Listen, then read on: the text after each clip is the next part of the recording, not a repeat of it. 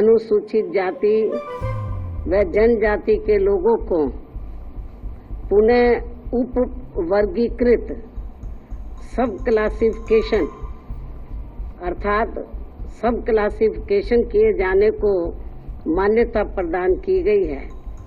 जिसको लेकर और भी बहुत सी बातें कही गई हैं। उनसे हमारी पार्टी कतई भी सहमत नहीं है।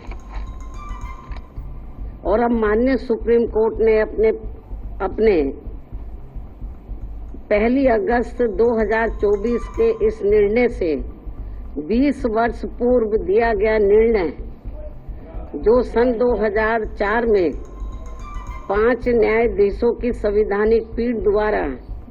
ईवी चिन्नैया बनाम आंध्र प्रदेश राज्य में दिया गया था, तो उसको पलट दिया है।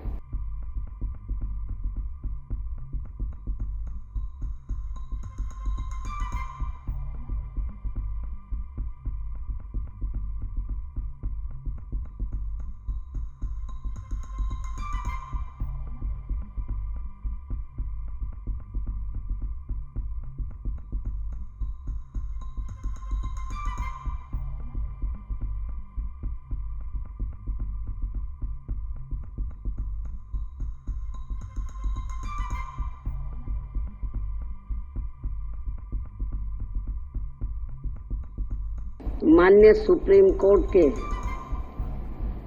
7 न्यायाधीशों की संवैधानिक पीठ द्वारा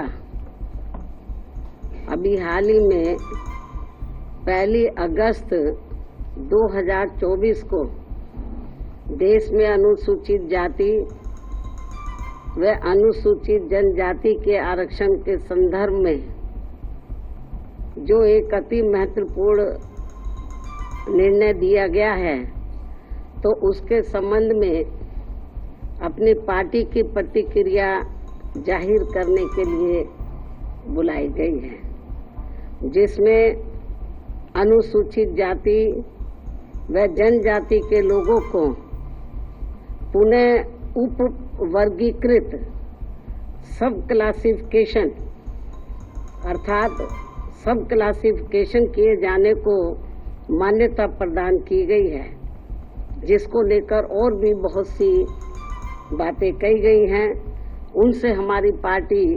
कतई भी सहमत नहीं है। और इस संबंध में माननीय सुप्रीम कोर्ट द्वारा दविंदर सिंह बनाम पंजाब राज्य मामले में पारित इस आदेश के अनुसार अब राज्य सरकारें अनुसूचित जाति व जनजाति की सूची के भीतर आरक्षण के लिए उप वर्गीकरण अर्थात नई सूची बना सकेंगी, जिससे फिर अनेकों समस्याएं उत्पन्न होंगी। और अब माननीय सुप्रीम कोर्ट ने अपने 1 अगस्त 2024 के इस निर्णय से 20 वर्ष पूर्व दिया गया निर्णय, जो सन 2004 में 5 न्यायाधीशों की संवैधानिक पीठ द्वारा ईवी चिन्नैया बनाम आंध्र प्रदेश राज्य में दिया गया था, तो उसको पलट दिया है, जिसमें अनुसूचित जातियों व अनुसूचित जनजातियों के भीतर किए जाने वाले वर्गीकरण को मान्यता देने से इनकार कर दिया गया था। और ये भी कहा गया था कि अनुसूचित जातियों व अनुसूचित जनजातियों के भीतर उप वर्गीकरण नहीं किया जा सकता है, क्योंकि वे एक ही समरूप अर्थात समान वर्ग में आते हैं। माननीय सुप्रीम कोर्ट ने वर्ष 2004 के अपने निर्णय में ये भी कहा था, चूंकि अनुसूचित जाति और अनुसूचित जनजातियों के लोगों ने जो अत्याचार सहे हैं वह एक वर्ग और एक समूह के रूप में सहे हैं, तथा यह एक बराबर का वर्ग है, जिसके भीतर किसी भी प्रकार का वर्गीकरण करना उचित नहीं होगा। माननीय सुप्रीम कोर्ट ने अपने 2004 के निर्णय में ये भी कहा था कि अनुसूचित जातियों और अनुसूचित जनजातियों के भीतर किसी भी प्रकार का उप वर्गीकरण भारतीय संविधान की मूल भावना के विपरीत होगा। माननीय सुप्रीम कोर्ट ने अपने वर्ष 2004 के इस निर्णय द्वारा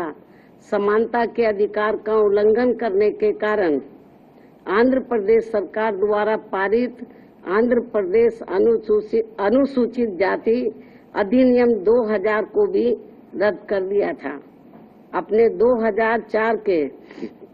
निर्णय में माननीय सुप्रीम कोर्ट ने ये भी माना था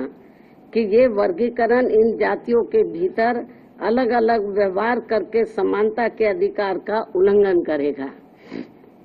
और अब माननीय सुप्रीम कोर्ट के 7 जजों की पीठ ने 1 अगस्त 2024 के निर्णय से सन 2004 के निर्णय को पलट दिया है, जबकि इस निर्णय से अनेकों मतभेद उत्पन्न होंगे।